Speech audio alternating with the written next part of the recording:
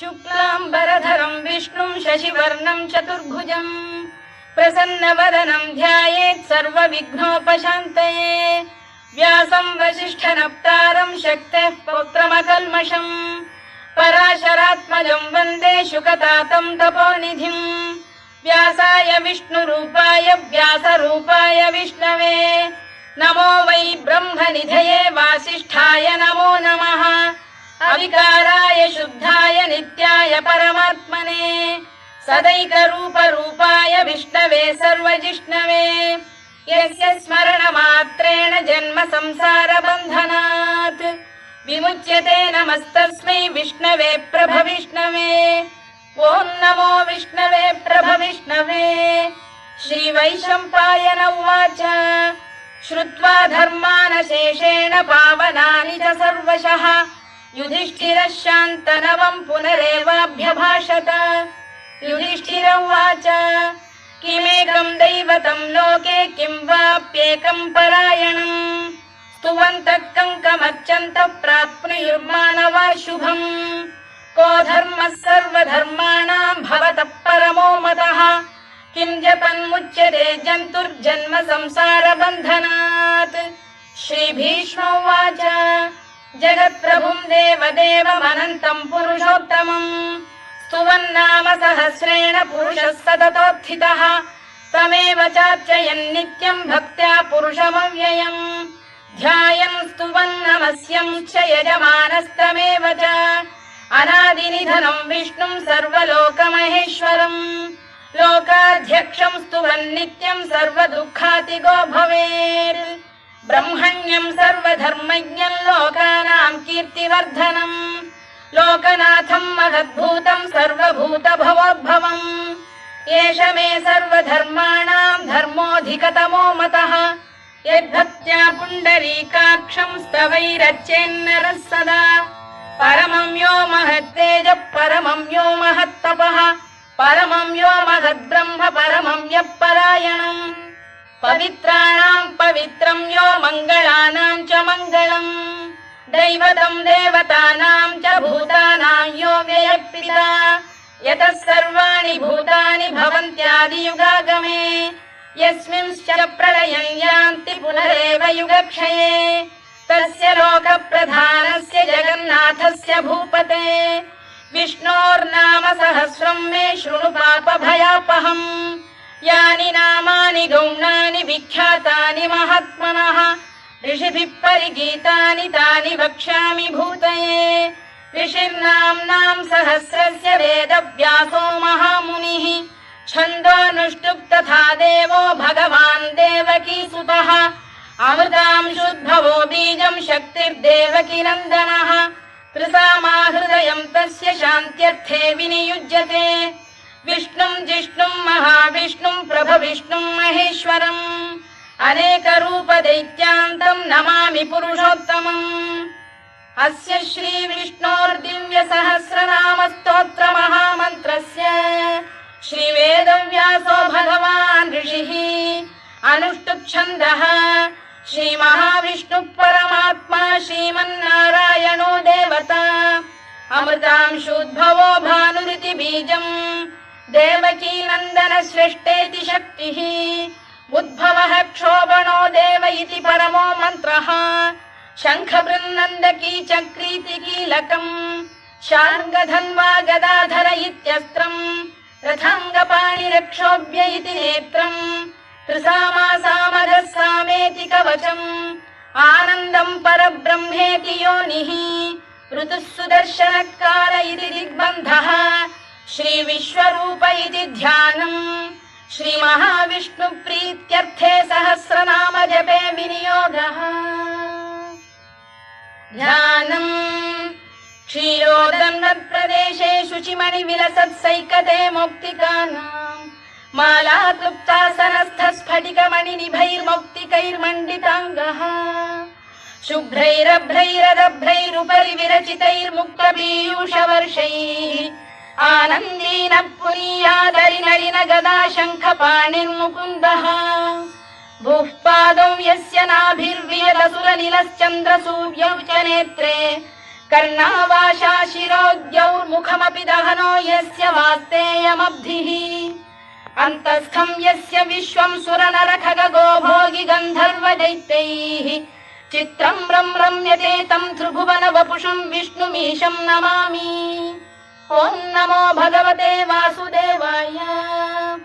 शान्ताकारं भुजगशयनं पद्मनाभं सुरेशं विश्वाधारं गगनसदृशं मेघवर्णं शुभाङ्गम्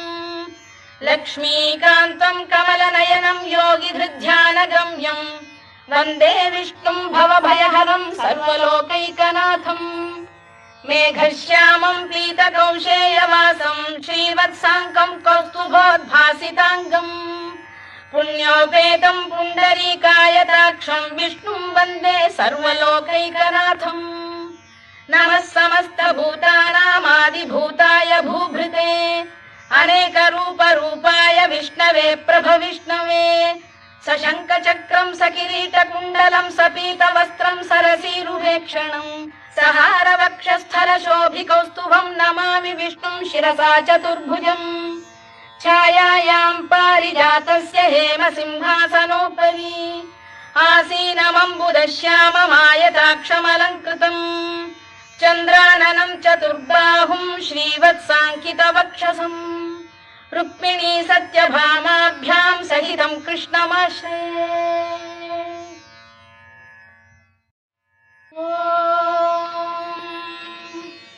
विश्वं विष्णुर्वषत्कारो भूतभव्य भवत्प्रभुः भूतभृद्भावो भूतात्मा भूतभावनः भूतात्मा परमात्मा च मुक्तानां परमागतिः अव्ययः पुरुषः साक्षी क्षेत्रज्ञोऽक्षर एव च योगो योगविदां नेता प्रधानपुरुषेश्वरः नारसिंहवपुः श्रीमान् केशवः पुरुषोत्तमः सर्वशर्व शिवस्थाणुर्भूतादिर्निधिरव्ययः सम्भवो भावनो भर्ता प्रभवः प्रभुरीश्वरः स्वयंभूः शम्भुरादित्यः पुष्कराक्षो महास्वनः अनादिनिधनो धाता विधाता धातुरुत्तमः अप्रमेयो ऋषिकेशः पद्मनाभोऽमरप्रभुः विश्वकर्मा मनुस्पष्टा स्थविष्ठस्थविरो ध्रुवः अग्राह्यः शाश्वतः कृष्णो लोहिताक्षप्रदर्दनः प्रभूतस्त्रिककुब्धाम पवित्रं मङ्गलं परम् ईशान प्राणद प्राणो ज्येष्ठः श्रेष्ठः प्रजापतिः हिरण्यगर्भो भूगर्भो माधवो मधुसूदनः ईश्वरो विक्रमी धन्वी मेधावी विक्रमक्रमः अनुत्तमो दुराधर्षः कृतज्ञः कृतिरात्मवान् सुरेशः शरणं शर्म विश्वरेताः प्रजाभवः अगः संवत्सरो व्याल प्रत्ययः सर्वदर्शनः अजः सर्वेश्वरः सिद्धः सिद्धिः सर्वादिरच्युतः वृषाकपिरमेयात्मा सर्वयोगविनिसृतः वसुर्वसुमनः सत्यः समात्मा संमितः समः अमोघः पुण्डरीकाक्षो वृषकर्मा वृषाकृतिः रुद्रो बहुशिरा बभ्रुर्विश्वयोनिश्चुचिश्रवाः अमृतः शाश्वतस्थाणुर्वरारोहो महातपाः सर्वगः सर्वविद्भानुर्विश्वक्सेनो जनार्दनः वेदो वेदविदव्यङ्गो वेदाङ्गो वेदवित्कविः लोकाध्यक्षः सुराध्यक्षो धर्माध्यक्षः कृताकृतः चतुरात्मा चतुर्व्यूहश्चतुर्दंष्टश्चतुर्भुजः भ्राजिष्णुर्भोजनं भोक्ता सहिष्णुर्जगदादिजः अनघो विजयो जेता विश्वयोनिः पुनर्वसुः उपेन्द्रो वामनः प्रांशुरमोघः शुचिरूर्जितः अतीन्द्रः सङ्ग्रहः सर्गो धृतात्मा नियमो यमः वेद्यो वैद्यः सदा योगी वीरः माधवो मधुः अतीन्द्रियो महामायो महोत्साहो महाबलः महाबुद्धिर्महावीर्यो महाशक्तिर्महाद्युतिः अनिर्देश्य वपुः श्रीमान् अमे आत्मा महाधृधृत् महेश्वासो महीभर्ता श्रीनिवासः सताङ्गतिः अनिरुद्धः सुरानन्दो गोविन्दो गोविदाम्पतिः मरीचिर्दमनो हंसः सुपर्णो भुजगोत्तमः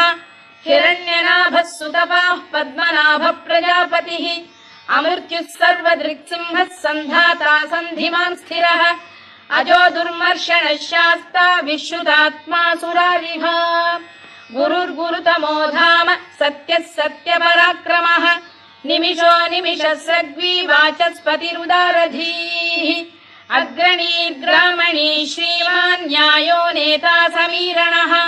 सहस्रमूर्धा विश्वात्मा सहस्राक्षः सहस्रपात् आवर्तनो निवृत्तात्मा संवृतः सम्प्रमर्दनः अधः संवर्तको वह्निरनिरो धरणीधरः सुप्रसाद प्रसन्नात्मा विश्वधृक् विश्वभुग्विभुः सत्कर्ता सत्कृतः साधुर्जह्नुर्नारायणो नरः असंख्येयो प्रमेयात्मा विशिष्टः शिष्टकृच्छुचिः सिद्धार्थः सिद्धसङ्कल्पः सिद्धिदः सिद्धिसाधनः वृषाही वृषभो विष्णुर्वृषपर्वा वृषोदरः वर्धनो वर्धमानश्च विविक्तः श्रुतिसागरः सुभुजो दुर्धरो वाग्मी महेन्द्रो वसुदो वसुः नैकरूपो बृहद्रूपः शिपिविष्टप्रकाशनः ओजस्तेजोद्युदिधरः प्रकाशात्मा प्रतापनः वृद्धस्पष्टाक्षरो मन्त्रश्चन्द्रांशुर्भास्करद्युतिः अमृतांशुद्धवो भानुः शशबिन्दुः सुरेश्वरः औषधम् जगतः सेतुः सत्यधर्मपराक्रमः भूतभव्यभवन्नाथः पवनः पावनो नरः कामः कामकृत्कान्तः कामः कामप्रदप्रभुः युगादिकृद्युगावर्तो नैकमायो महाशनः अदृश्यो व्यक्तरूपश्च सहस्रजिदनन्तजित् इष्टो विशिष्टः शिष्टेष्टः शिखण्डी नहुषो वृषः क्रोधः क्रोधकृत्कर्ता विश्वबाहुर्महीधरः अच्युत प्रतिथ प्राण प्राणदो वासवानुजः अपां निधिरधिष्ठानमप्रमत्त प्रतिष्ठितः स्कन्द स्कन्दधरो धुर्यो वरदो वायुवाहनः वासुदेवो बृहद्भानुरादिदेवः पुरन्दरः अशोकस्तारणस्तारः शूरः शौरिर्जनेश्वरः अनुकूलः शतावर्तः पद्मी पद्मनिभेक्षणः पद्मनाभोरविन्दाक्षः पद्मगर्भः शरीरभृत् महर्धिर्वृद्धो वृद्धात्मा महाक्षो गरुडध्वजः अतुलः शरभो भीमः समयज्ञो हविर्हरिः सर्वलक्षणलक्षण्यो लक्ष्मीवान् समितिञ्जयः विक्षरो रोहितो मार्गो हेतुर्दामोदरः सः महीधरो महाभागो वेगवानमिताशनः उद्भवः क्षोभणो देवः श्रीगर्भः परमेश्वरः करणं कारणं कर्ता विकर्ता गहनो गुहः व्यवसायो व्यवस्थानः संस्थानस्थानदो ध्रुवः परधिः परमस्पष्टः तुष्टः पुष्टः शुभेक्षणः रामो विरामो विरतो मार्गो नेयोनयोनयः वीरः शक्तिमतां श्रेष्ठो धर्मो धर्मविदुत्तमः वैकुण्ठः पुरुष प्राण प्राणद प्रणव पृतुः हिरण्यगर्भः शत्रुघ्नो व्याप्तो वायुरधोक्षजः ऋतुः सुदर्शनकारः परमेष्ठी परिग्रहः उग्रः संवत्सरो दक्षो विश्रामो विश्वदक्षिणः विस्तारस्थावरस्थाणुः प्रमाणं बीजमव्ययम् अर्थोऽनर्थो महाकोशो महाभोगो महाधनः अनिर्विण्णस्थविष्ठो भूर्धर्मयूपो महामखः नक्षत्रनेमिर्नक्षत्री क्षमः क्षामः समीहनः यज्ञयुज्यो महेज्यश्च क्रतुः सत्रं सदाङ्गतिः सर्वदर्शी विमुक्तात्मा सर्वज्ञो ज्ञानमुत्तमम् सुव्रतः सुमुखः सूक्ष्मः सुघोषः सुखदः सुहृद् मनोहरो जितक्रोधो वीरबाहुर्विदारणः स्वापनः स्ववशो व्यापी नैकात्मा नैककर्मकृत् वत्सरो वत्सलो वत्सी रत्नगर्भोधनेश्वरः धर्मकृद्धर्मी सदसक्षरमक्षरम् अविज्ञाता सहस्रांशुर्विधाता कृतलक्षणः गभस्तिनेमिः सप्तस्तः सिंहो भूतमहेश्वरः आदिदेवो महादेवो देवेशो देवभृद्गुरुः उत्तरो गोपतिर्गोप्ता ज्ञानगम्यः पुरातनः शरीरभूतभृद्भोक्ता कपीन्द्रो भूरि दक्षिणः सोमपोऽमृतपः सोमः पुरुजिः पुरुसत्तमः विनयो जयः सत्यसन्धो दाशार्हः सात्वतां पतिः जीवो विनयिता साक्षी मुकुन्दो मितविक्रमः अम्भोनिधिरनन्तात्मा महोदधिशयोऽन्तकः अजो महार्घः स्वाभाव्यो जितामित्रप्रमोदनः आनन्दो नन्दनो नन्दः सत्यधर्मात्रिविक्रमः महर्षि कपिलाचार्यः कृतज्ञो मेदिनीपतिः त्रिपदस्त्रिदशाध्यक्षो महाशृङ्गकृतान्तकृत् महावराहो गोविन्दः सुषेणः कनकाङ्गनी गुह्यो गभीरो गहनो गुप्तश्चक्रगदाधरः मेधास्वाङ्गोजितः कृष्णो दृढः सङ्कर्षणोच्युतः वरुणो वारुणो वृक्षः पुष्कराक्षो महामनाः भगवान् भगहानन्दी वनमाली हलायुधः आदित्यो ज्योतिरादित्यः सहिष्णुर्गतिसत्तमः सुधन्वाखण्ड परशुर्दारुणो द्रविणप्रदः दिवस्पृक् सर्वदृग्व्यासो वाचस्पतिरयो निजः त्रिसामासामगः साम निर्वाणम् भेषजम् भिषज सन्न्यासकृच्छमशान्तो निष्ठा शान्तिपरायणम् शुभाङ्गः शान्तिदः स्रष्टा कुमुदः कुवलेशयः गोहितो गोपतिर्गोप्ता वृषभाक्षो वृषप्रियः अनिवर्ती निवृत्तात्मा संक्षेप्ताक्षेमकृत् शिवः श्रीवत्सवक्षः श्रीवासः श्रीपतिः श्रीमताम्बरः श्रीधः श्रीशः श्रीनिवासः श्रीनिधिः श्रीविभावनः श्रीधर श्रीकर श्रेयः श्रीमान् लोकत्रयाश्रयः स्वक्षः स्वङ्गः शतानन्दो नन्दिर्ज्योतिर्गणेश्वरः विजितात्मा विधेयात्मा सत्कीर्तिश्चिन्न संशयः उदीर्णः सर्वतश्चक्षुरनीशः शाश्वतः स्थिरः भूषयो भूषणो भूतिर्विशोकः शोकनाशनः अर्चिष्मानर्चितः कुम्भो विशुद्धात्मा विशोधनः अनिरुद्धो प्रतिरथ प्रद्युम्नो मितविक्रमः कालनेमिनिः वीरः शौरिः शूरजनेश्वरः त्रिलोकात्मा त्रिलोकेशः केशवः केशिः हरिः कामदेवः कामपालः कामी कान्तकृतागमः अनिर्देश्य वपुर्विष्णुर्वीरोऽनन्तो धनञ्जयः ब्रह्मण्यो ब्रह्मकृद्ब्रह्मा ब्रह्म ब्रह्मविवर्धनः ब्रह्मविब्राह्मणो ब्रह्मी ब्रह्मज्ञो ब्राह्मणप्रियः महाकमो महाकर्मा महातेजा महोरगः महाक्रतुर्महायज्वा महायज्ञो महाहविः स्तव्यस्तव प्रियस्तोत्रम् स्तुतिस्तोतारणप्रियः पूर्णः पूरयिता पुण्यः पुण्यकीर्तिरनामयः मनोजवस्तीर्थकरो वसुरेता वसुप्रदः वसुप्रदो वासुदेवो वसुर्वसुमनाहविः सद्गतिः सत्कृतिः सत्ता सद्भूतिः सत्परायणः शूरसेनो यदुश्रेष्ठः सन्निवासः सुयामुनः भूतावासो वासुदेवः सर्वासु निलयो नलः दर्पः दर्पदो दृप्तो दुर्धरोऽथा पराजितः विश्वमूर्तिर्महामूर्तिर्दीप्तमूर्तिरमूर्तिमान् अनेकमूर्तिरव्यक्तः शतमूर्तिः शताननः एकोनैकः स वक्र किं यत्तत्पदमनुत्तमम् लोकबन्धुर्लोकनाथो माधवो भक्तवत्सलः सुवर्णवर्णो हेमाङ्गो वराङ्गश्चन्दनाङ्गदी वीरः विषमः शून्यो घृताशीरचरश्चरः अमानी मानदो मान्यो लोकस्वामी त्रिलोकधृत् सुमेधा मेधजो धन्यः सत्यमेधाधराधरः तेजो वृषोद्युतिधरः सर्वशत्रभृताम्बरः प्रग्रहो निग्रहो व्यग्रो नैकशृङ्गो गदाग्रजः चतुर्मूर्तिश्चतुर्बाहुश्चतुर्व्यूहश्चतुर्गतिः चतुरात्मा चतुर्भावश्चतुर्वेदविदेकपात् समावर्तो निवृत्तात्मा दुर्जयो दुरतिक्रमः दुर्लभो दुर्गमो दुर्गो दुरावासो दुरारिः शुभाङ्गो लोकसारङ्गः स्तुतन्तु वर्धनः इन्द्रकर्मा महाकर्मा कृतकर्मा कृतागमः उद्भवः सुन्दरः सुन्दो रत्ननाभः सुलोचनः अर्को वाजसनः शृङ्गी जयन्तः सर्वविजयी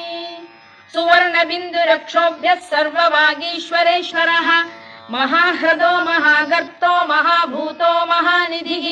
कुमुदः कुन्दरः कुन्दः पर्जन्यः पावनो निलः अमृताशोऽमृतवपुः सर्वज्ञः सर्वतोमुखः सुलभः सुव्रतः सिद्धः शत्रुजिच्छत्रुतापनः न्यग्रोधोदुम्बरोश्वत्तश्चाणूर सप्तमूलान्ध्रनिषूदनः सहस्रार्चिः सप्तजिह्वः सप्तैधा सप्तवाहनः अमूर्तिरनघोचिन्त्यो भयकृद्भयनाशनः अणुबृहत्कृशस्थूलो गुणभृन्निर्गुणो महान् अधृतस्वधृतस्वास्य प्राग्वंशो वंशवर्धनः धारभृत्कथितो योगी योगीशः सर्वकामदः आश्रमश्रमणः क्षामः सुपर्णो वायुवाहनः धनुर्धरो धनुर्वेदो दण्डो दमयिता दमः अपराजितः सर्वसहो नियन्ता नियमो यमः सत्त्ववान् सात्विकः सत्यः सत्यधर्मपरायणः अभिप्रायप्रियार्होः प्रियकृत्प्रीतिवर्धनः विहाय सगदिर्ज्योतिः सुरुचिर्पुतभुग्विभुः रविर्विरोचनः सूर्यः सविता रविलोचनः अनन्तो हुतभुग्भोक्ता सुखदो नैकजोऽग्रजः अनिर्विण्णः सदामर्षी लोकाधिष्ठानमद्भुतः सनातनतमः कपिलः कपिरव्ययः स्वस्तिदः स्वस्तिकृत् स्वस्ति स्वस्ति भुक् स्वस्ति दक्षिणः आरौद्रः कुण्डली चक्री विक्रम्यूर्जितशासनः शब्दातिगः शब्दसः शिशिरः शर्वरीकरः अक्रूरपेशलो दक्षो दक्षिणः क्षमिणाम्बरः विद्वत्तमो वीतभयः पुण्यश्रवणकीर्तनः उत्तारणो दुष्कृतिः पुण्यो दुःस्वप्ननाशनः वीरः रक्षणः सन्तो जीवनपर्यवस्थितः अनन्तरूपोऽनन्तश्रीर्जितमन्युर्भयापहः चतुरश्रो गभीरात्मा विदिशो व्यादिशो दिशः अनादिर्भूर्भुवो लक्ष्मी सुवीरो रुचिराङ्गदः जननो जनजन्मादिर्भीमो भीमपराक्रमः आधारनिलयो धाता पुष्पहास प्रजागरः ऊर्ध्वगः सत्पथाचार प्राणद प्रणवप्रणः प्रमाणं प्राणनिलय प्राणभृत्प्राणजीवनः तत्त्वं तत्त्वविदेकात्मा जन्म मृत्युजरातिगः भूर्भुवः स्वस्तरुस्तारः सविता प्रपितामहः यज्ञो यज्ञपतिर्यज्वा यज्ञाङ्गो यज्ञवाहनः यज्ञभृद्यज्ञकृद्यज्ञी यज्ञभुग्यज्ञसाधनः यज्ञान्तकृद्यज्ञगुह्यमन्नमन्नादयेव च आत्मयोनिः स्वयं जातो वैखानः सामगायनः देवकीनन्दनः स्रष्टा क्षितीशः पापनाशनः शङ्खबृन्नन्दकी चक्री शार्ङ्गधन्वा गदाधरः रथाङ्गपाणिरक्षोभ्यः सर्वप्रहरणायुधः सर्वप्रहरणायुध ॐ नम इति वनमाली गरीशाङ्गी शङ्खी चक्री च नन्दकी श्रीमान्नारायणो विष्णुर्वासुदेवोऽभिरक्षतु वनमाली गरीशाङ्गी शङ्खी चक्री च नन्दकी श्रीमान्नारायणो विष्णुर्वासुदेवोऽभिरक्षतु वनमाली गरीशाङ्गी शङ्खी चक्री च नन्दकी श्रीमान्नारायणो विष्णुर्वासुदेवोऽभिरक्षतु इतीदं कीर्तनीयस्य केशवस्य महात्मनः नाम्नां सहस्रं दिव्यानामशेषेण प्रकीर्तितम् य इदं शृणुयात् नित्यं यश्चापि परिकीर्तयेत् नाशुभं प्राप्नुयात् किञ्चित् सोमुत्प्रेह च मानवः वेदान्तको ब्राह्मणः स्यात् क्षत्रियो विजयी भवेत् वैश्यो धनसमृद्धः स्यात् शूद्रः सुखमवाप्नुयात् धर्मार्थी प्राप्नुयात् धर्ममर्थार्थी चार्थमाप्नुयात् कामानवाप्नुयात् कामी प्रजार्थी चाप्नुयात् प्रजाम् भक्तिमान् यः सदोत्थाय शुचिस्तद्गतमानसः सहस्रं वासुदेवस्य नाम्नामेतत्र कीर्तयेत् यशः प्राप्नोति विपुलं याति प्राधान्यमेव च अचलां श्रियमाप्नोति श्रेयः प्राप्नोत्यनुत्तमम् न भयं क्वचिदाप्नोति वीर्यं तेजश्च विन्दति भवत्य रोगोद्युतिमान् बलरूपगुणान्वितः रोगार्तो मुच्यते रोगात् बद्धो मुच्येत बन्धनात् भयान्मुच्येत भीतस्तु मुच्येतापन्न आपदः दुर्गाण्यतितरत्याशु पुरुषः पुरुषोत्तमम् सुवन्नाम सहस्रेण नित्यं भक्तिसमन्वितः वासुदेवाश्रयो मर्त्यो वासुदेवपरायणः सर्वपापविशुद्धात्मा याति ब्रह्म सनातनम् न वासुदेव भक्तानाम् शुभं विद्यते क्वचित् जन्म मृत्युजरा व्याधि भयं नैवोपजायते इमं स्तवमधीयानः श्रद्धा भक्ति समन्वितः युज्येतात्मसुखक्षान्तिः श्रीधृतिस्मृतिकीर्तिभिः न क्रोधो न च मात्सर्यं न लोभो न शुभामतिः भवन्ति कृतपुण्यानां भक्तानां पुरुषोत्तमे द्यौः स चन्द्रार्कनक्षत्राखं दिशो भूर्महोदधिः वासुदेवस्य वीर्येण विधृतानि महात्मनः ससुरासुरगन्धर्वं स यक्षोरगराक्षसम् जगत्वशे वर्ततेदं कृष्णस्य सचराचरम् इन्द्रियाणि मनो बुद्धिः सत्त्वं तेजो बलं धृतिः वासुदेवात्मकान्याहुः क्षेत्रं क्षेत्रज्ञ एव च सर्वागमानामाचार प्रथमं परिकल्पते आचार प्रभवो धर्मो धर्मस्य प्रभुरच्युतः ऋषयः पितरो देवा महाभूतानि धातवः जङ्गमा जङ्गमं चेदं जगन्नारायणोद्भवम् योगो ज्ञानं तथा साङ्ख्यं विद्या शिल्पादिकर्म च वेदाः शास्त्राणि विज्ञानमेतत् सर्वं जनार्दनात् एको विष्णुर्महद्भूतं पृथग्भूतान्यनेकशः त्रीन् लोकान् व्याप्य भूतात्मा भुङ्क्ते विश्वभुवव्ययः इमं स्तवं भगवतो विष्णोः व्यासेन कीर्तितम् पठेद्य इच्छेत् पुरुषः श्रेयत् प्राप्तुं सुखानि च विश्वेश्वरमजं देवं जगतः प्रभुमव्ययम् भजन्ति ये पुष्कराक्षं न ते यान्ति पराभवम् नम इति अर्जुनोवाच पद्मपत्र विशालाक्ष पद्मनाभसुरोत्तमा भक्तानामनुरक्तानां त्राता भव जनार्दन श्रीभगवानुवाच यो मां नाम सहस्रेण स्तोतुमिच्छति पाण्डव सोऽहमेकेन श्लोकेन स्तुत एव न संशयो नम इति व्यास उवाच वासनाद् वासुदेवस्य वासितं भुवनत्रयम् सर्वभूतनिवासोऽसि वासुदेव नमोऽस्तु ते वासुदेव नमोऽस्तु ते ॐ नम इति पार्वत्युवाच